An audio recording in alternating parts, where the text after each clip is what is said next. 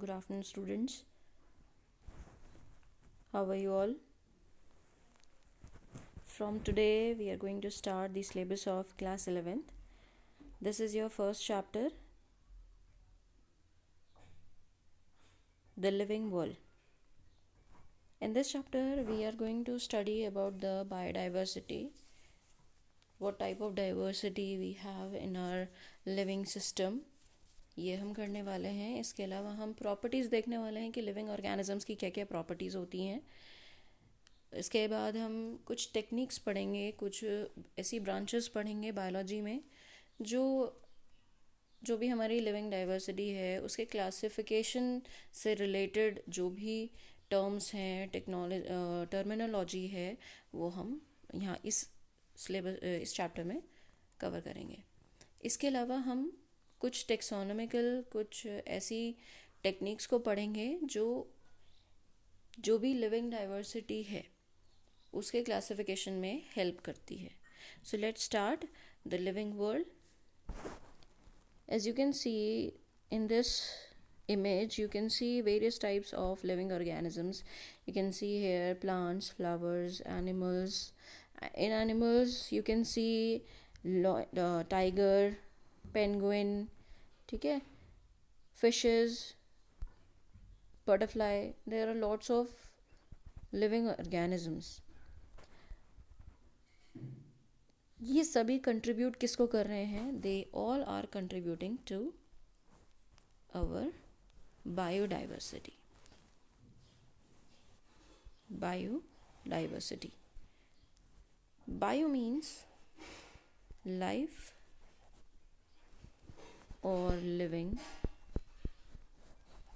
ठीक है, everything that has life. Diversity means, what do you mean by diversity? Diversity means variety, types, ठीक है. तो हमारी अर्थ पे जितनी भी वैरायटी है लाइफ की, लिविंग ऑर्गेनिजम्स की, दैट कंट्रीब्यूट्स टू बायोडाइवर्सिटी, ठीक है. अगर हम देखें हमारे पास, अगर हम प्लांट्स की बात करें तो माइक्रोस्कोपिक प्लांट भी है, बड़े से बड़ा प्लांट भी है. एनिमल्स की बात करें तो माइक्रोस्कोपिक सेल्स हैं एनिमल्स में, ठीक है. बड़े से बड़े एनिमल्स हैं लाइक व्हेल, एलिफेंट्स, ठीक है. तो क्या क्या इसमें हम करने वाले हैं, व्हाट कंटेंट क्या है इसका. कैरेक्टरिस्टिक्स ऑफ लिविंग ऑर्गेनिजम्स हम करेंगे. Characteristics of living organisms.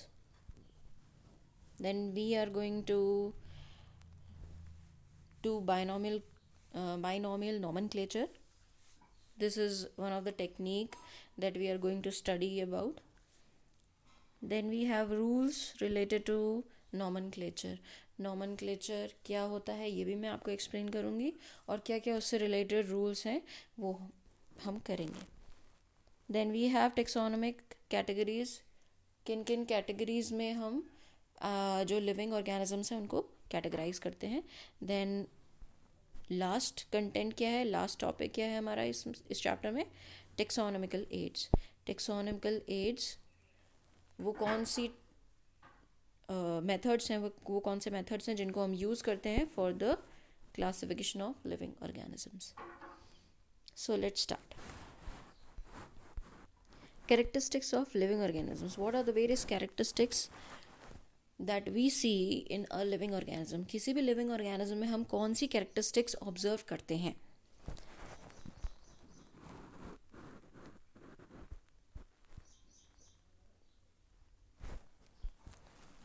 First of all, growth. किसी भी living organism में growth बहुत ज़रूरी है, ठीक है. अगर वो ग्रो नहीं करेगा तो क्या होगा, वो उसकी जो बॉडी का जो साइज़ है वो एनलार्ज नहीं होगा, ठीक है, उसका डेवलपमेंट नहीं होगा, राइट. ग्रोथ. अगर मैं आपको कहूँ कि क्या स्टोन में ग्रोथ होती है, नहीं, स्टोन में कोई ग्रोथ नहीं होती है, ठीक है.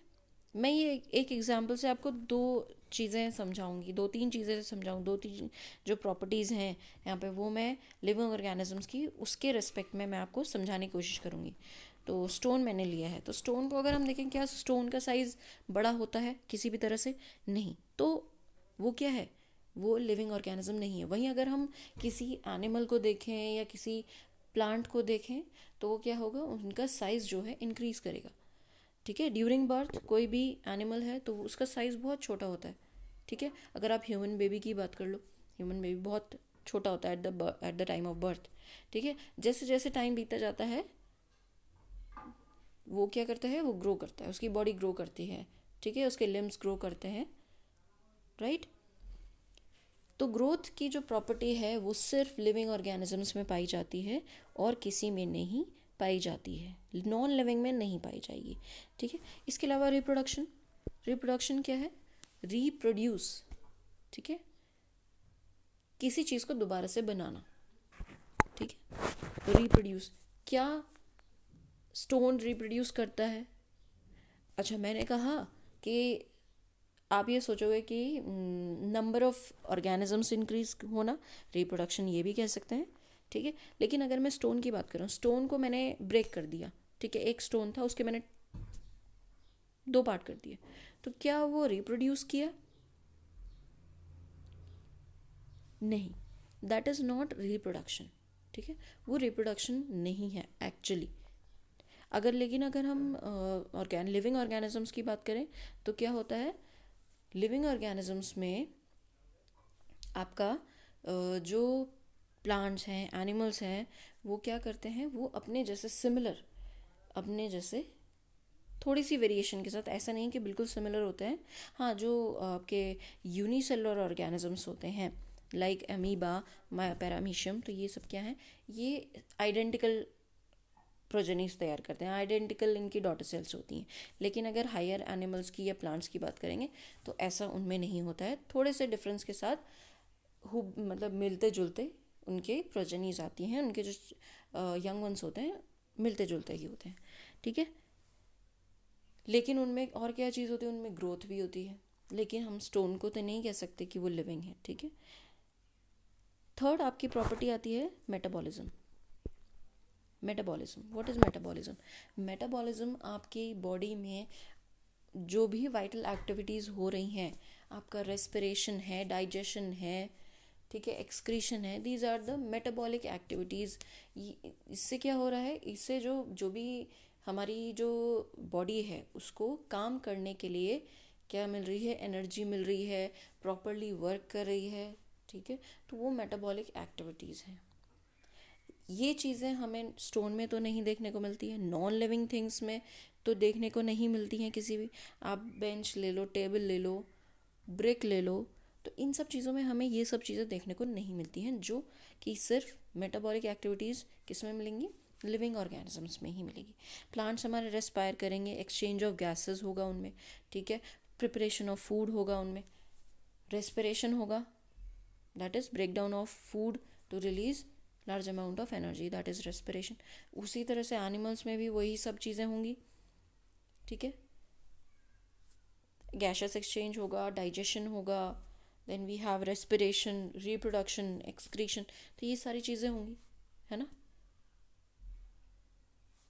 तो ये सारी चीज़ें नॉन लिविंग थिंग्स में नहीं पाई जाती। Then we have cellular organisation of body. What is cellular organisation of body? Cellular organisation of body आपने अपने प्रीवियस क्लास में पढ़ा होगा। सेल, सेल क्या बनाते हैं? सेल बनाते हैं टिश्यूज। टिश्यू क्या बनाते हैं? ऑर्गन। ऑर्गन्स क्या बनाते हैं? आपका ऑर्गन सिस्टम। ठीक है, एक सेल थी, जब इसका ग्रुप बन गया, सिमिलर टाइप ऑफ सेल्स का ग्रुप जब बन गया तो उसने क्या बना दिया? टिश्यू। इन टिश्यूज ने मिलके एक ऑर्गन बना लिया। ठीक है, एक क्या बना लिया? ऑर्गन बना लिया। अब ऐसे ही कई सारे ऑर्गन्स मिल जाएंगे और वो वर्क करेंगे एक साथ, तो वो क्या कहलाएगा? वो कहलाएगा ऑर्गन सिस्टम। तो ये क्या है? ये सेल्यूलर ऑर्गेनाइजेशन है, किसका? बॉडी का। ठीक है, किसी भी ऑर्गेनिज्म का सेल्यूलर ऑर्गेनाइजेशन है। सबसे छोटी यूनिट क्या है उसकी? सेल है। उससे बड़ी यूनिट क्या है? टिश्यू है। और फिर उससे बड़ी यूनिट क्या है? ऑर्गन है। Then we have organ system. कई सारे ऑर्गन्स मिलेंगे तो ऑर्गन सिस्टम बनाएंगे। और ऑर्गन सिस्टम किसे कंस्टिट्यूट करता है? पूरे एक ऑर्गेनिज्म को। तो एक ऑर्गेनिज्म का ये ग्रेडिंग होती है उसकी बॉडी की। ठीक है, जो सेलुलर लेवल होता है, सेलुलर ऑर्गेनाइजेशन होता है, इस तरह से ऑर्गेनाइज्ड होता है, इस तरह से लेवल्स होते हैं। सेल होती हैं, टिश्यूज़ होते हैं, टिश्यूज़ मिलते हैं तो ऑर्गन बनता है, ऑर्गन कई सारे ऑर्गन्स मिलते हैं तो ऑर्गन सिस्टम बन जाता है। अब मैं बात करूँ डाइजेस्टिव सिस्टम की, तो डाइजेस्टिव सिस्टम में कितने सारे ऑर्गन्स हैं? ठीक है, कितने सारे ऑर्गन्स हैं? आपका माउथ भी आ जाता है, आपका स्टमक भी आता है, आपका स्मॉल इंटेस्टाइन आता है, लार्ज इंटेस्टाइन आता है, लिवर आ जाता है, पेनक्रियाज आ जाता है। तो ये सब क्या है? ये ऑर्गन सिस्टम बना लिया।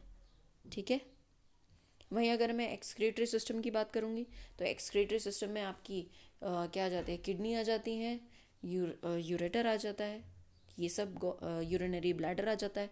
ये सब क्या है? ये ऑर्गन्स किसको कॉन्स्टिट्यूट कर रहे हैं? एक्सक्रीटरी सिस्टम को। तो ऑर्गन सिस्टम बन गया। और ये सब किसके अंदर है? ऑर्गेनिज्म के अंदर है। ठीक है ना? तो ये है आपका cellular organisation of the body. अब एक बहुत इम्पॉर्टेंट जो कैरेक्टरिस्टिक होती है लिविंग ऑर्गेनिजम्स की, वो है आपकी कॉन्शियसनेस।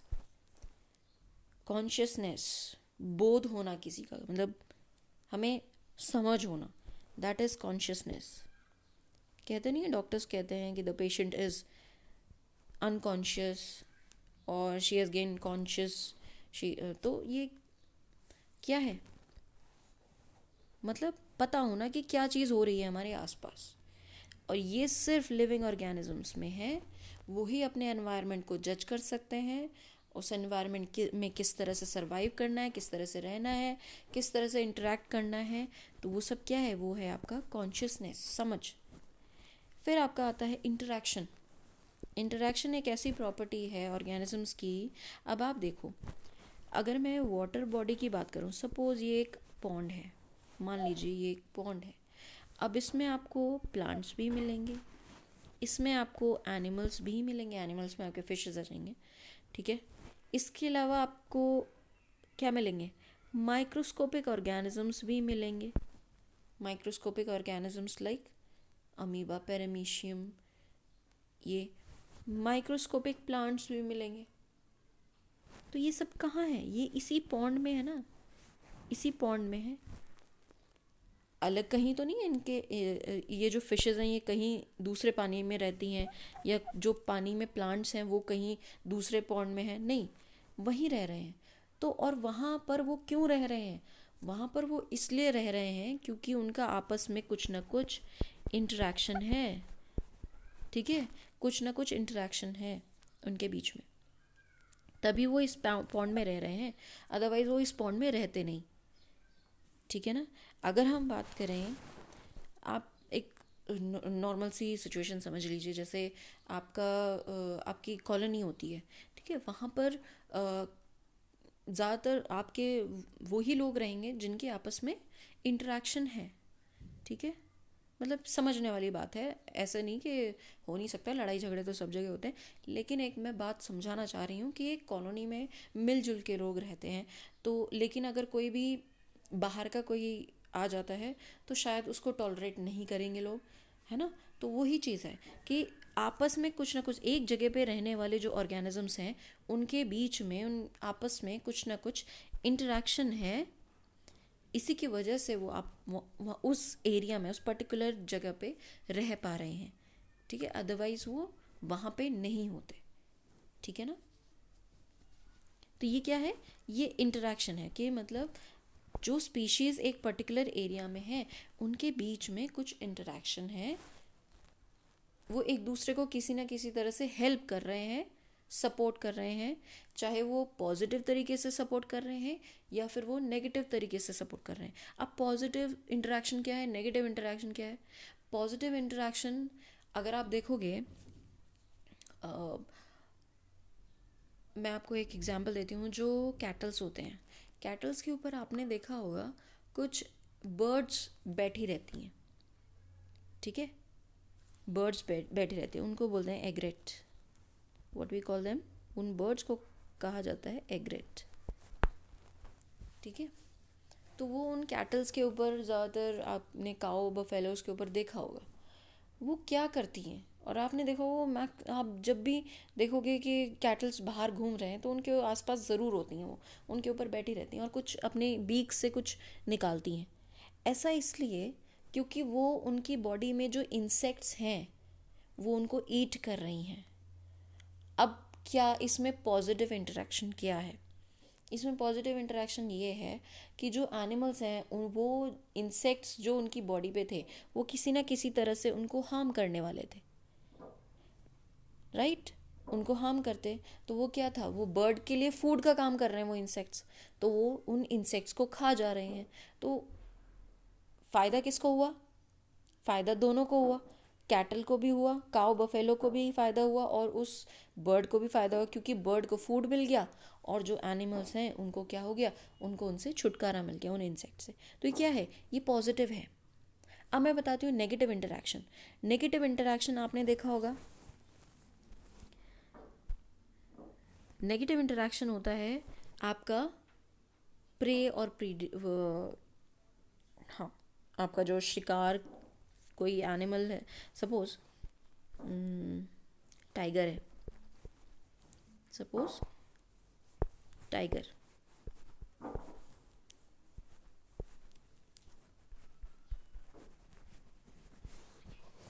ये किसको मार सकता है?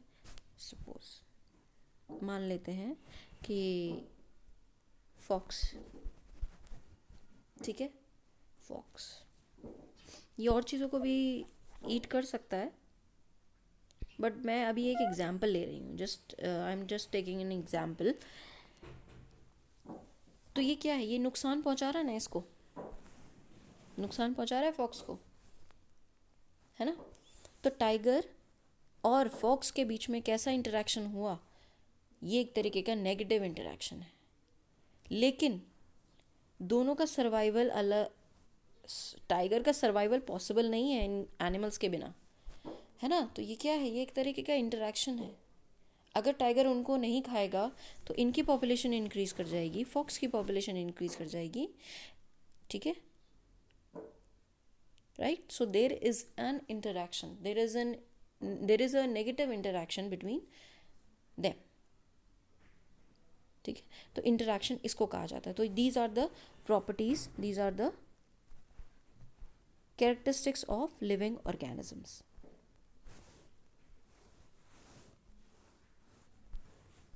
Next we move on biodiversity. Biodiversity मैंने अभी आपको बताया biodiversity. What is biodiversity? Bio means life. Bio,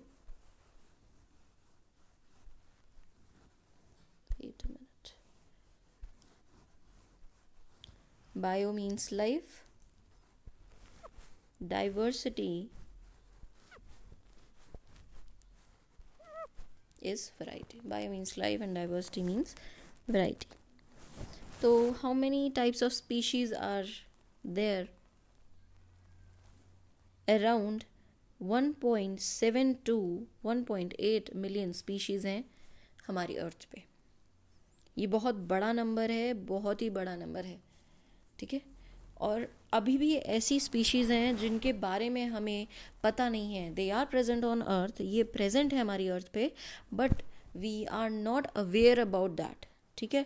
तो still researches are going on, scientist are still working, ठीक है, still searching new species.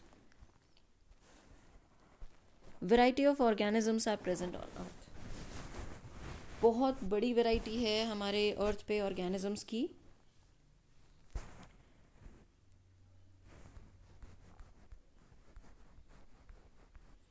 Now we come to the technical portion. This is systematics. Systematics is what? Systematics आपकी branch है biology की. It is that branch of biology which deals with the identification, nomenclature and classification. ठीक है, ये biology की एक branch है जो किससे डील कर रही है? आइडेंटिफिकेशन से. जो भी ऑर्गेनिज्म है उसको आइडेंटिफाई करना, उसको उसके nomenclature and then classification. And what then right, this is systematics. Identification क्या है? Identification, it is the method to identify an organism, whether it is a plant, whether it is an animal, और microscopic है या नहीं है, unicellular है या multicellular है. तो ये क्या है? This is identification. Then we have nomenclature. Nomenclature is the technique of naming an organism. Naming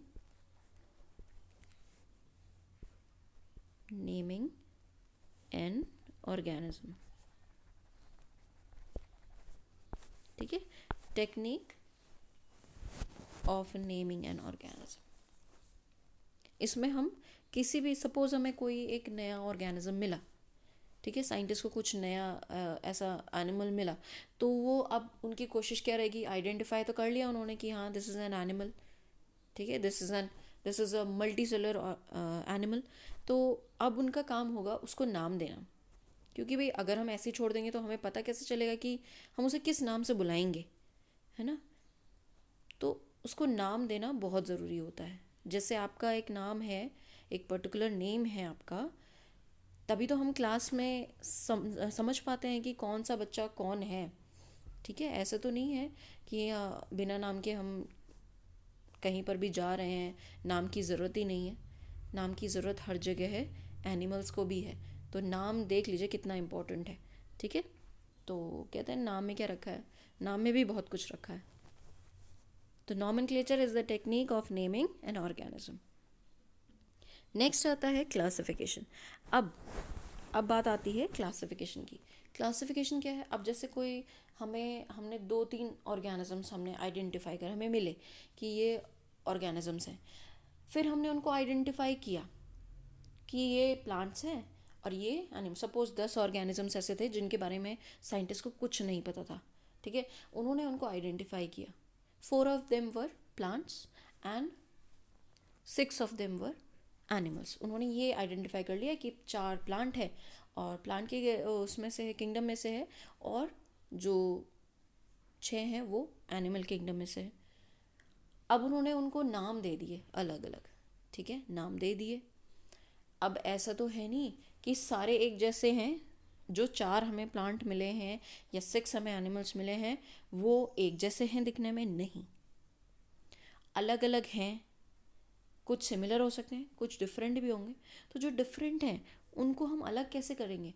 उनको हम क्लासिफाई कर देंगे, क्लास दे देंगे उनको. Classification means it is a method of classifying the organisms on certain characters on the basis of certain visible characters. That is classification. कुछ ऐसे characters को देखते हुए, जो visible characters हैं उनको देखते हुए हम उनको classify कर देते हैं, अलग अलग categories में रख देते हैं. This process is known as classification. अब आप देखिए, आपके हमारे स्कूल में जैसे 4 बच्चे आए एडमिशन के लिए. ठीक है, 4 बच्चे आए एडमिशन के लिए. अभी तक हमें नहीं पता था, हमने आइडेंटिफाई कर लिया कि हाँ ठीक है ये हैं, ये हैं. उसके बाद आता है नेम. हम उनका नेम पूछते हैं कि व्हाट इज़ योर नेम. अभी तक तो उनको हमने ऐसा इन जर्नल कि हाँ वो आए हैं एडमिशन के लिए, ये हमने पता कर लिया. फिर हम पता करेंगे कि हम उनसे भी पूछेंगे कि उनके नाम क्या हैं. ठीक है, तो ये क्या हो गया? ये नेमिंग टेक्निक हो गई, नॉमेनक्लेचर हो गया. देन अब हम आएंगे कि क्लासिफिकेशन.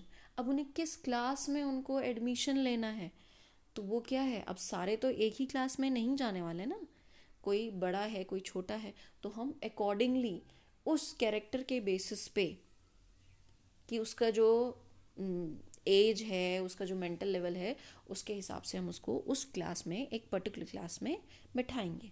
ठीक है, तो सपोज़ एक छोटा बच्चा है, उसको हमने फर्स्ट क्लास में डाला। एक थोड़ा बड़ा है, सपोज़ वो 6 क्लास के लिए, ठीक है, तो वो 6 क्लास में डाला। एक बच्चा है 9 क्लास के लिए, तो हमने उसको 9 क्लास में डाला। तो ये क्या है, ये this is the process of classification on certain basis of character. ठीक है, तो this is classification. Next nomenclature. Nomenclature मैं आपकी नेक्स्ट क्लास में लूँगी। ठीक है, नॉमेनक्लेचर ये थोड़ा सा बड़ा है, आपको थोड़ा सा टाइम देना पड़ेगा इसको समझने के लिए। सो आज हमने जो भी कवर किया है, इसको आप दोबारा से थोड़ा सा आप लोग देख लेंगे। कंटेंट जो भी है इसमें, जो भी हमने कवर किया है, आज हमने कैरेक्टरिस्टिक्स कवर की हैं। तो लिविंग ऑर्गेनिजम्स की कैरेक्टरिस्टिक्स आप पढ़ लेंगे अपनी जो भी आपके पास बुक्स हैं उसमें से। ठीक है, बायोडाइवर्सिटी को आप पढ़ेंगे, कितने वैरायटी ऑफ ऑर्गेनिजम्स हमारी अर्थ पे प्रेजेंट है। सिस्टमैटिक्स क्या होता है, इसमें 3 हेडिंग्स है, आइडेंटिफिकेशन, नॉमेनक्लेचर एंड क्लासिफिकेशन। ये मैंने आपको एक्सप्लेन किया with example. So thank you, have a nice day.